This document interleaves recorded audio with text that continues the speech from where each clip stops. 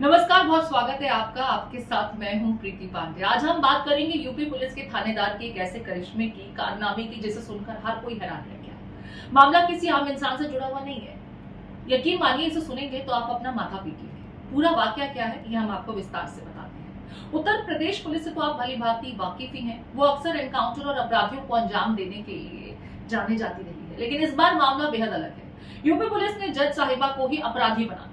हद तो तब हो गई जब भरी अदालत में जज साहिबा के सामने ही कहने लगी कि मैडम, हम तो छापा मारने गए थे, लेकिन वो महिला अपराधी घर में थी ही नहीं। पुलिस की करतूत सुनकर आप चौंक गए ना? चलिए आपको विस्तार से पूरी कहानी बताते हैं। मामला उत्तर प्रदेश की एक अदालत का है, जहां 23 मार्च को एक सुनवाई चल रही थी। सुनवाई चोरी के मामले से जुड़ी हुई थी। इसी मामले से जुड़े अपराध में राजकुमार उर्फ पप्पू नाम के एक शख्स को, जो फरार चल रहा था, उसकी गिरफ्तारी के लिए अदालत की तरफ से सीआरपीसी की धारा 82 के तहत एक आदेश जारी किया गया। अदालत में पेश होने का फरमान जारी किया गया। इतना ही नहीं, सार्वजनिक रूप से चेतावनी भी दी गई कि अपराधी को जज साहब के सामने पेश करने का काम पुलिस वालों का है। जिसके बाद इस आदेश को संबंधित थाने में भेजा गया, लेकिन यहीं से अजीबोगरीब कहानी ने मोड़ ले लिया। आपको बता दें कि सबसे पहले पुलिस थाने में जब ये आदेश पहुंचता है, तो थाने में तैनात सब इंस्पेक्टर बनवारी लाल इस आदेश पर अमल करते हैं, लेकिन सब इंस्पेक्टर साहब यही एक गलती कर देते हैं। जब उस कागजात को गलती से गैर जमानती वारंट समझ लेते हैं और आदेश में जहां आरोपी का नाम होना चाहिए था, वहां उन्होंने आदेश जारी करने वाली मजिस्ट्रेट का नाम लिख दिया, नगमा खान। इसके बाद पुलिस आरोपी की तलाश शुरू करती है। पुलिस टीम जब आरोपी नगमा खान की तलाश में उनके बताए पते पर पहुंची और वहां कोई नहीं मिला, इसके बाद सब इंस्पेक्टर अदालत पहुंचे और मजिस्ट्रेट के सामने खड़े होकर कह दिया कि हमने नगमा खान की तलाशी की बहुत कोशिश की, लेकिन वहां कोई नहीं मिला, इसलिए उनके खिलाफ कार्रवाई की जाए।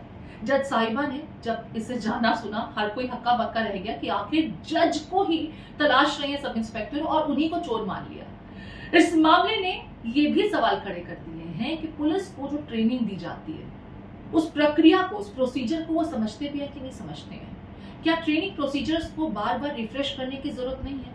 इस मामले में जज साहिबा ने आगे जो भी आदेश दिया, वो तो था ही काबिले गौर करने वाला, लेकिन जिस तरीके से ये पूरा का पूरा मामला सामने आया, हर कोई ये पूछ रहा है कि कानूनी धाराओं को क्या पुलिस कर्मियों को समझाना नहीं चाहिए?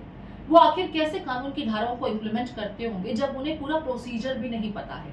आदेश जारी करने वाली जज साहिबा को ही चोर मान लिया, और जिस चोर की तलाश करनी थी उसके बताए पते पर तो वो पहुंचे भी नहीं, और अदालत में ही आकर के कह दिया कि हमें तो चोर मिले ही नहीं।